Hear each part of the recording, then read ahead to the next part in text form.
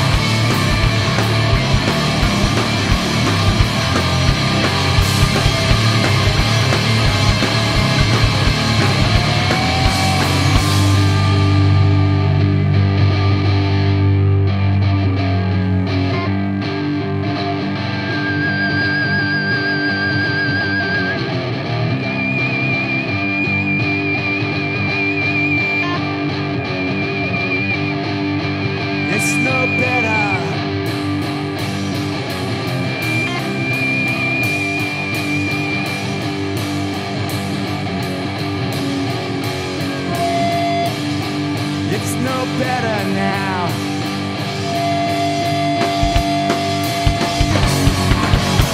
No better, no wonder.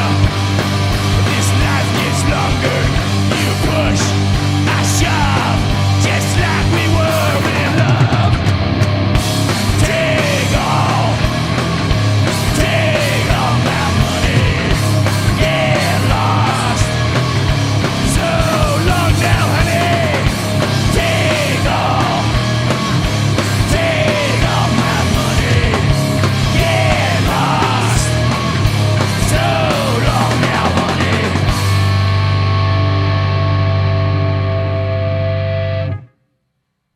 It's Helmet live on the afternoon show, sounding so good. Thank you so much. Cool, our pleasure. That is so long. Welcome to Algiers. Right before that, you guys are in town playing Drill Seattle tonight. This is a 3-night music festival co-curated by Wire and KEXP. You guys are headlining tonight at the Crocodile, and FF on the bill as well. Now, Paige, I know you played on Wire's 2008 album, I believe, Object 47. Yeah.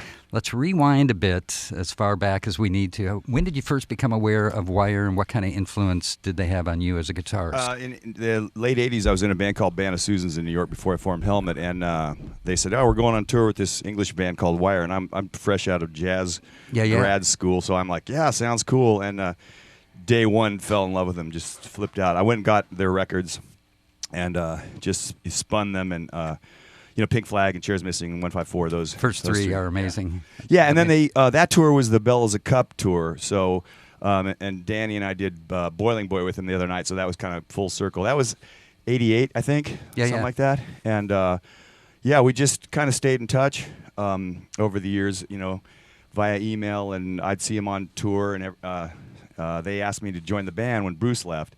And they're all heroes of mine, and I've spent time with Bruce and in London drinking beers and stuff, and so it was kind of a little weird, but I was like, man, to get asked by heroes of yours to play is pretty cool. So yeah, that's got to be remarkable. Yeah. And that didn't work out because of just kind of transcontinental logistics. It was months in the kind of planning. I started looking at apartments around in Europe. I lived in Berlin as a student, and in Stuttgart, but I speak German, so I was like, maybe I could live in Berlin, because Graham's in Uppsala, Sweden, and Colin is in Belgium, and I think Robert's in London still, or outside of London. Anyway, it just didn't make sense. I mean, the 5,000-mile flight, and we're playing a festival in Helsinki today, and you guys are in, Dessel or whatever, so just wouldn't have worked out. Yeah, so through that, though, Object 47 collaborations, or you got invited to participate in that after They sent me a song called Rotterdam. They had jammed it up in Rotterdam, and before it had a title, and it was just amazing. And I said, of course. So I, in my typical over the top, like do too much, I sent them like 8 tracks of guitars, and I gave them various mix options. I said, we could start with this guitar, bring it in, and just just completely ridiculous. And they were like, yeah, don't it's cool, Paige, we'll handle it, And it's a great tune, a great album. I mean, a really great album, and love it. It was an absolute honor to get to play with them. So. Well, they feel the same way. They said when they were curating this festival and coming up with the idea that you guys were at the top of the list and they had to play with you again. That's why we made it happen. We're heading to Australia with the Melvins next week, and so we weren't really planning for this. But I said we have to do whatever we can to make this happen. So we're doing Spokane last night, did Portland. With them, just these 3 little shows, just so we could to do this, and I'm so glad we did. So well, very cool, and it's a great opportunity for KEXP listeners to see you in an intimate space, because the Crocodile will be awesome for the show. I haven't been there for years, so looking forward to it. So Colin Newman, on an interview leading up to this on the blog, said he was commenting. Well, he said that you had said when you were working with Bowie in the late '90s, when you played with him on was it the Hours tour? Who? David Bowie. Oh, yeah. That Bowie used to say, "Hey, Paige, can you do sort of that Wire guitar sound?" Yeah. Is that true? It was interesting. We were doing the Jules Holland show, and it's Diana Krall, a band called Elastica, and you. I don't know if you know the show, but you sit around. The bands are all set up in a circle, and you play. And anywhere you go with Bowie, it's a special thing. So like everybody's going to do 2 songs. Well, David Bowie's going to do 5 songs. And but we were sitting in the dark, kind of, when we're waiting, and Elastica starts playing, and David and I are having cigarettes. I used to smoke. He used to smoke. We're having a cigarette, and I'm like, I lean in and I go, "This song is Wire. It's a Wire ripoff." He's like, "What?" I'm like, "No, it's a Wire song. It's called Lowdown." You know, or it might have been Three Girl Rumba. Three Girl Rumba, yeah. Yeah, no perfect rip. And I had never heard Elastic. I'd heard of them, whatever.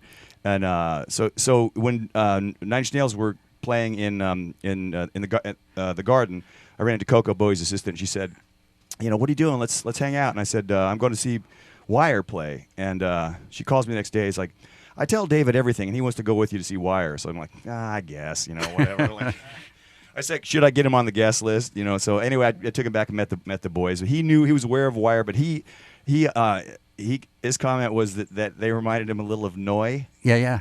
The German band Neu, which is I can hear that. Sure. Yeah.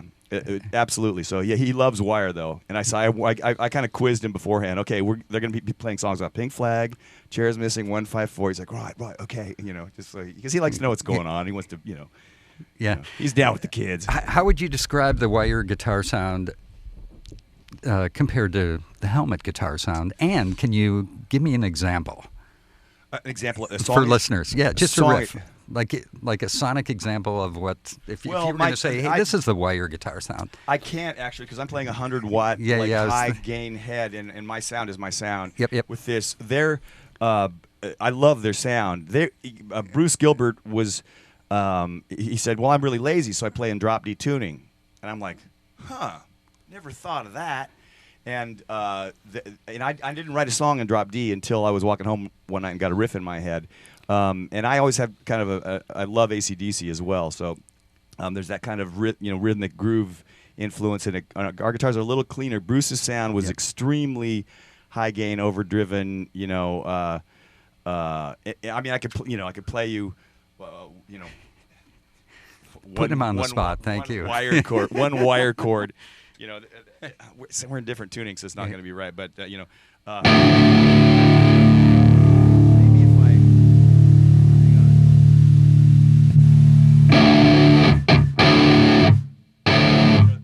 on. Their song would be more. Their sound.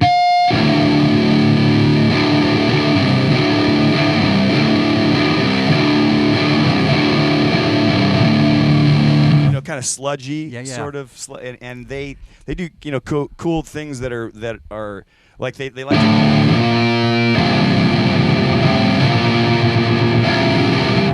they move notes against the chords. It's really simple but ingenious and beautiful, and it hooked me. That dissonance and between Glenn Branca and Wire, those two bands were huge influence on my writing style, but I also liked, as I said, the rhythmic groove kind of thing of AC/DC. So, I tried to write songs with one chord, and I wasn't successful. So, it sounds like it's probably, I mean, to an outsider, it might sound really easy, one chord, but man, what a challenge! They groove, the whole band. It's playing. When I finally got a chance to play with them live in Los Angeles, they played the Echoplex, and they said, "Hey, let's do the song you did." And maybe Lowdown, and then they threw a couple at me in the dressing room because the place just erupted. It was a real epic show, and we're in the dressing room. We're like, we have to do 1-2-XU, and I can't even remember what else. And I'm like, oh God, thanks, So I had to go out there and kind of wing it. But it was just phenomenal, like the rush of playing with them because the groove is just. I mean, Robert is a complete drum machine. Just grooves his rear off, and between he and Graham, and you watch, they'll have kind of, well, not all, but like the Graham and Bruce had really bad technique. He had a huge, giant golf ball on his wrist from the tendonitis and the buildup. Because they watch Graham too. He plays. I don't know what is he doing. It's actually, they're like, what the hell are you doing with your digging at the strings? And it's just they've just developed this thing. They're like they're a this kind of piston right hand downstroke thing that's just, and it's really difficult. I just produced a band in France, and they were going all like Sheryl Crow strummy, and I'm like, no, all downstrokes. You got to lock in, and that's how Wire gets that kind of big wall of power. It's this sort of downstrokey thing. And well, you guys have radically different sounds, but I was going to say something in common is the precision. Yeah. With which Helmet and Wire play. Yeah, absolutely. And he's got a really nice sounding English voice. I have a really nasty sounding American, Oregon accent. So. Perspectives. I was going to ask about Glenn Branca because, you guys headlining tonight, and then tomorrow you're taking part in this thing, the Pink Flag Orchestra, which will be a giant guitar ensemble playing Pink Flag, which is like a 3-minute long song that's been reduced from 2 chords to 1, which should be epic and glorious and beautiful. What do you expect out of that, and how might that differ from the work you did with Glenn Branca, and was that in the early 80s? Actually, the last time I played with Glenn was a couple of years ago at the Disney Hall in Los Angeles. He did Symphony 13, the 100 electric guitar. Yep. So it's 20 basses and 80 guitars, and on stage at one time. One stage at one time. It's a remarkable piece. I heard him premiere it at the World Trade Center that year before the attacks, and it's an incredible piece. And he's constantly refining and working on the piece, and he's played it all over the world. And he said the performance in Los Angeles was his favorite. There's so many great. Mike Watt was in the bass section. I mean, I was just like, Mike. It's just this. There's an incredible collection of musicians down there, and that was you're playing open tune guitars with kind of Glenn's chord vocabulary and he uses standard notation now. Back in the 80s, he didn't. He used lines on a page with numbers. So 1 2 1 2 1 2 3 1 2 1 2 1 2. So he had to. So all the guests had to figure out like sort of his language or and his. he would cue the sections, and he had the guitars in sopranos, altos, tenors, and baritones, and then bass, and he had a drummer. Now he doesn't do that. He has I think it's mostly altos and tenors. The soprano guitars are these like really light string, high pitched, and it's incredible music. I mean, absolutely incredible music, and you hear. The overtones create trumpet sounds and angel choirs, and it's really a rush to hear live. And the Disney Hall is a fantastic place to play. So this is going to be more like maybe what Glenn did with Theoretical Girls, his pop group back in the 80s before he started writing guitar orchestra music. The Wire thing, I'm saying, because it's a rock. We're playing a rock song. And I don't know how many guitarists are going to be up there. I hope there's 30. I think it's just such a trip to be to bathe yourself in that distortion, that wall of distortion. As Iggy Pop said, it changes your body chemistry, and that's people are like, oh, Helmet, your big amps or whatever. I'm like, no, it's sound pressure creates another musical element, and that's all part of it. And the feel of air moving speakers and stopping is really dramatic, and it feels great. Yeah, realigns your molecules somehow. Yeah, I'm addicted to it. When I didn't do Helmet, when I was playing with Bowie and Helmet broke up there in '98, I really missed it. I missed this part of my musical personality, and it keeps me out of therapy. So and fun. Yeah, it's really fun. It's Helmet Live on the afternoon show, playing tonight at the Crocodile along with FF. How about a couple more songs? Absolutely. We're going to do a song off of the Aftertaste record from '97, and then a song off the first record we thought would be fun. Blacktop, and exactly what we wanted. Here. It's KEXP Seattle. You want to do exactly first? Let's do exactly first, yeah. I'm not so good realizing who I can or cannot trust. It's best to keep what matters vague. With harmless lies I can adjust.